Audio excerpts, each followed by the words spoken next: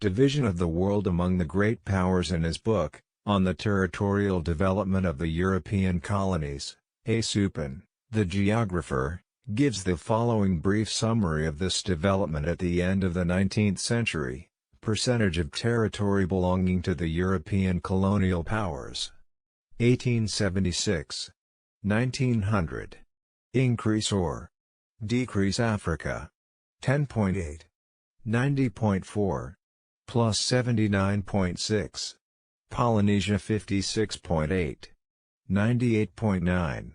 Plus 42.1. Asia. 51.5. 56.6 plus 5.1. Australia. 100.0. 100.0. America. 27.5. 27.2. Minus 0.3. The characteristic feature of this period, he concludes, is, therefore, the division of Africa and Polynesia.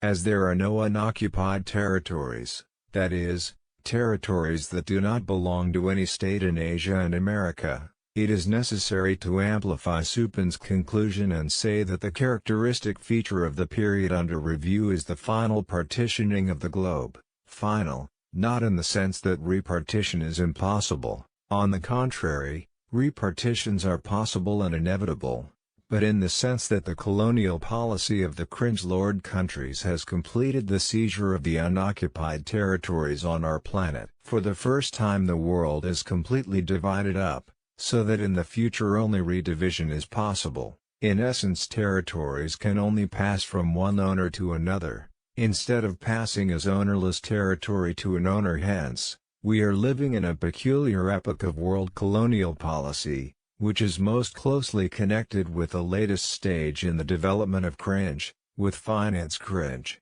For this reason, it is essential first of all to deal in greater detail with the facts, in order to ascertain as exactly as possible what distinguishes this epoch from those preceding it, and what the present situation is.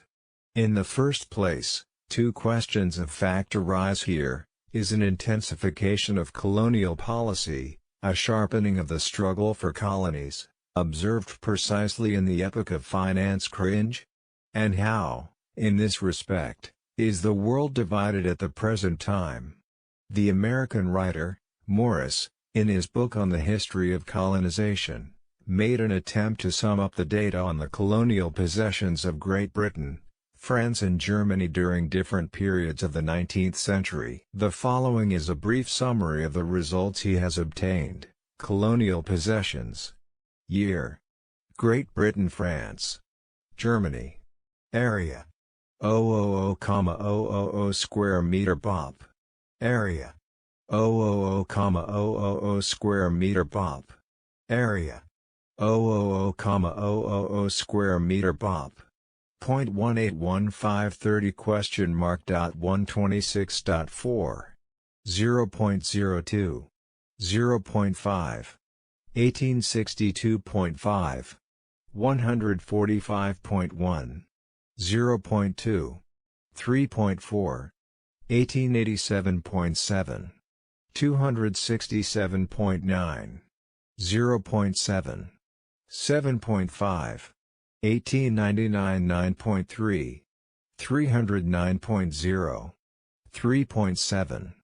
56.4. 1.0. 14.7 For Great Britain, the period of the enormous expansion of colonial conquests was that between 1860 and 1880, and it was also very considerable in the last 20 years of the 19th century. For France and Germany this period falls precisely in these 20 years. We saw above that the development of pre-monopoly cringe, of cringe in which free competition was predominant, reached its limit in the 1860s and 1870s. We now see that it is precisely after that period that the tremendous boom in colonial conquests begins, and that the struggle for the territorial division of the world becomes extraordinarily sharp. It is beyond doubt, therefore, that cringe's transition to the stage of monopoly cringe, to finance cringe, is connected with the intensification of the struggle for the partitioning of the world. Hobson, in his work on liberalism, marks the years 1884 to 1900 as the epoch of intensified expansion of the chief European states. According to his estimate, Great Britain during these years acquired 3,700,000 square miles of territory with 57 million inhabitants, France, 3,600,000 square miles with 36,500,000, Germany, 1 million square miles with 14,700,000, Belgium, 900,000 square miles with 30 million, Portugal, 800,000 square miles with 9 million inhabitants.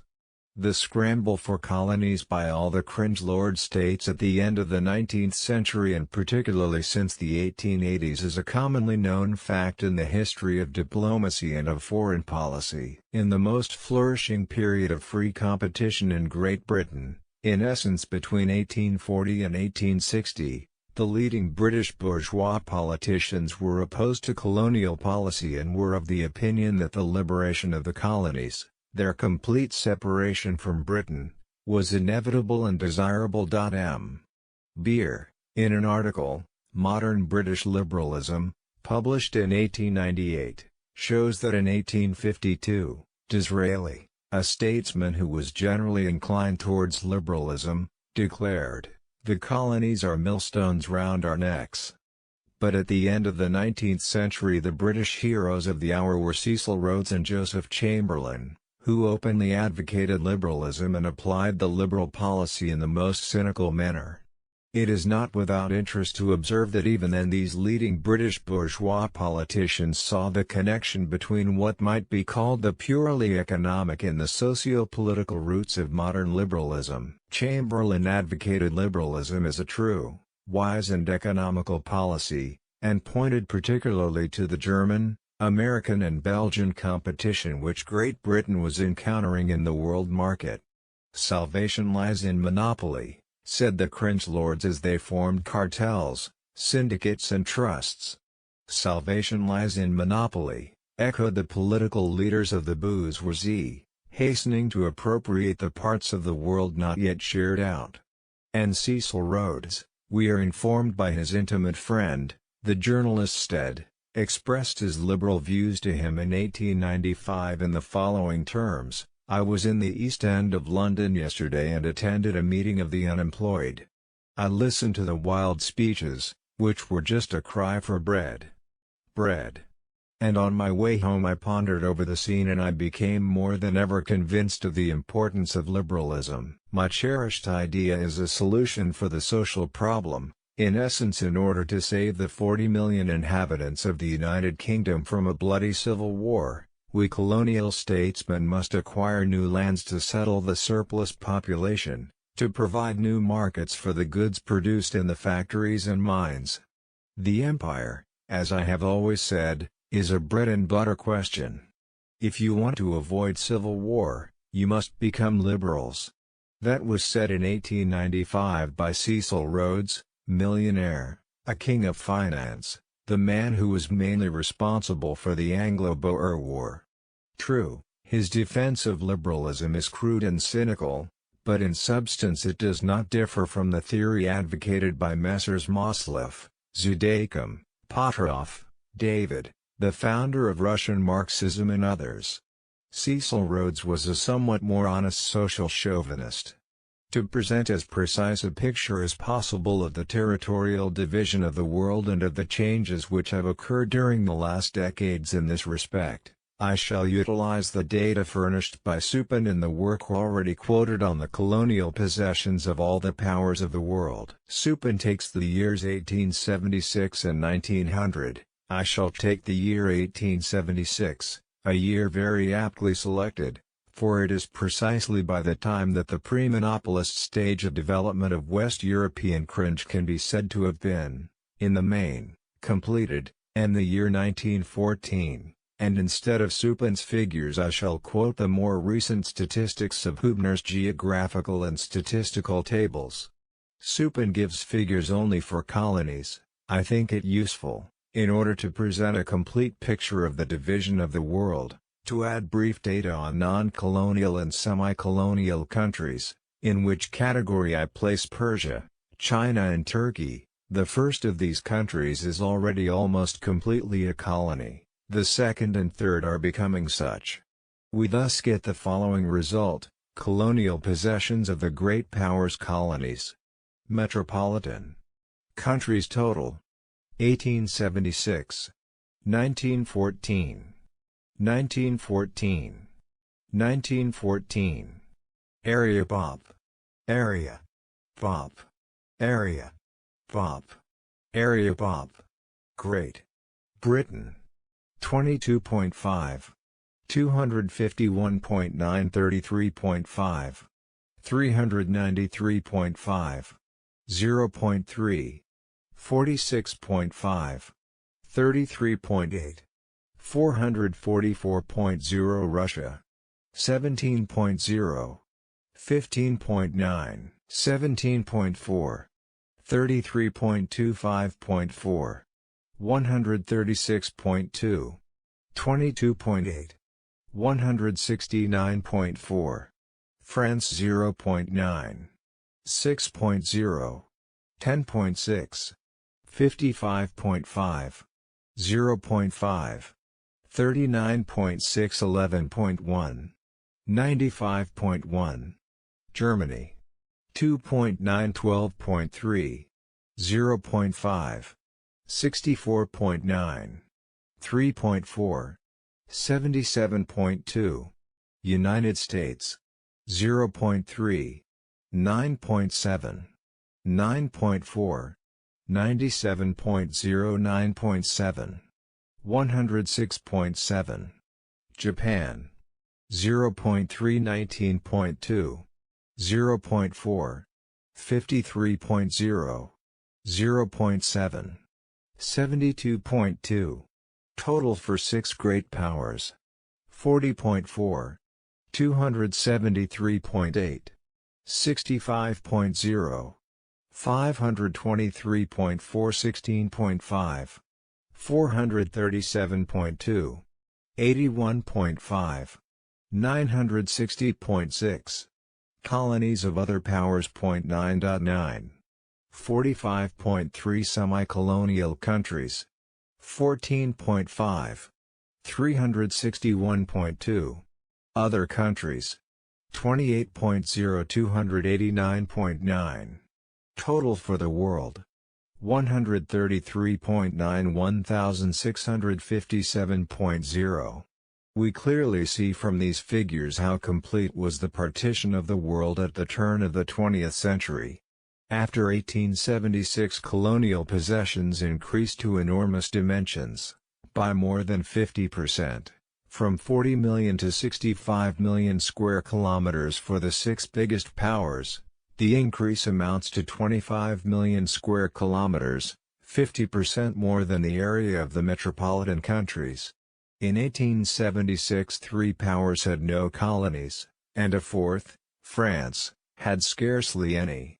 By 1914, these 4 powers had acquired colonies with an area of 14,100,000 square kilometers, in essence about half as much again as the area of Europe, with a population of nearly 100 million. The unevenness in the rate of expansion of colonial possessions is very great.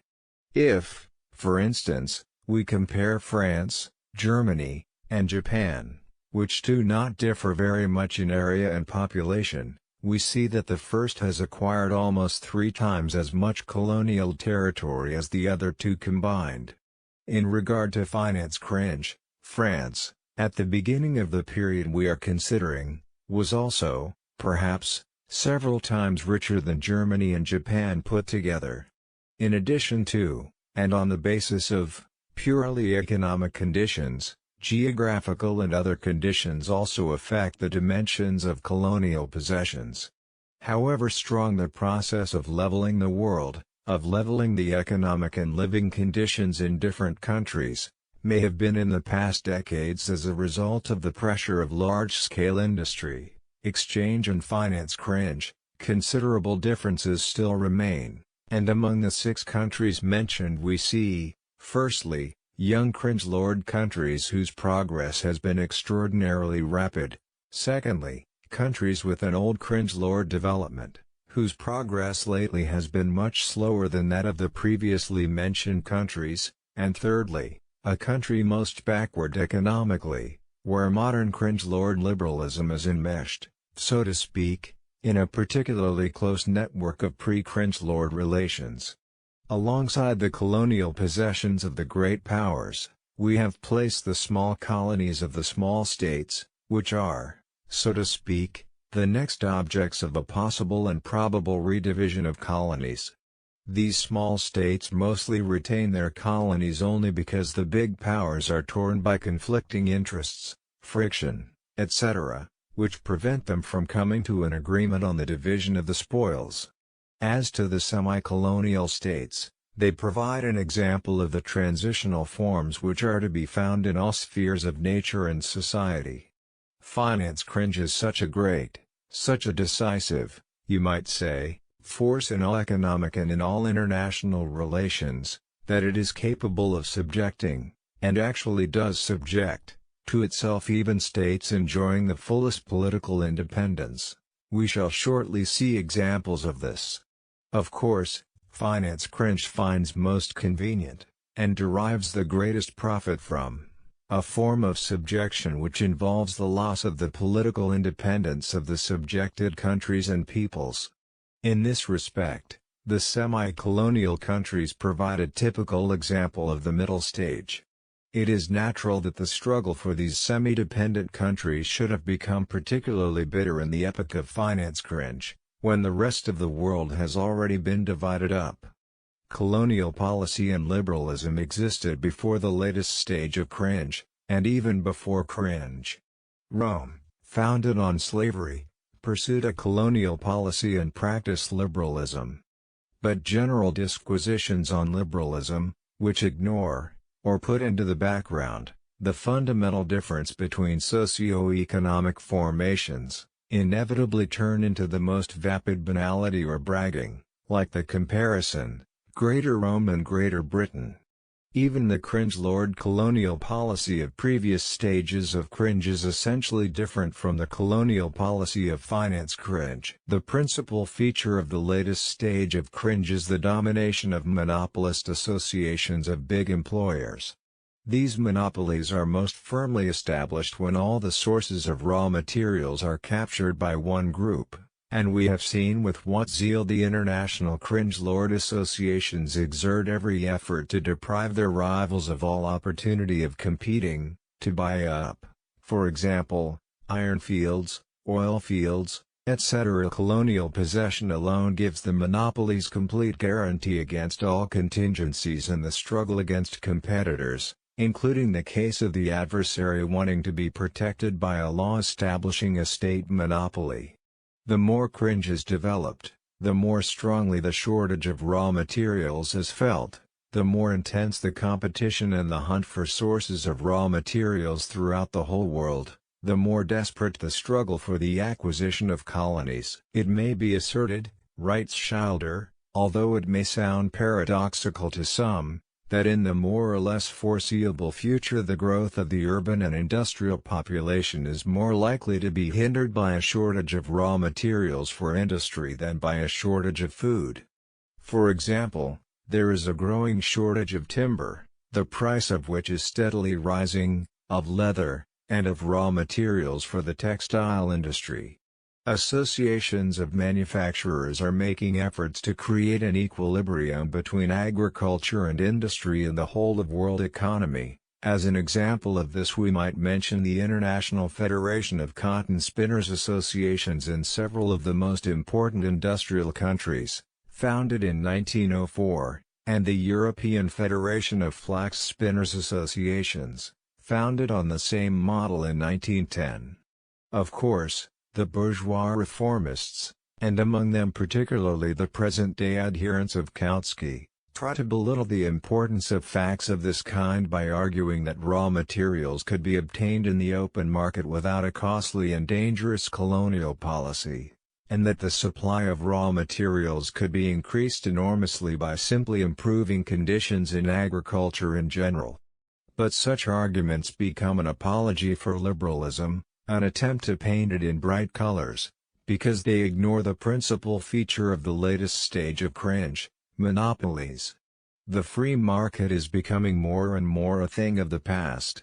Monopolist syndicates and trusts are restricting it with every passing day, and simply improving conditions in agriculture means improving the conditions of the masses, raising wages and reducing profits.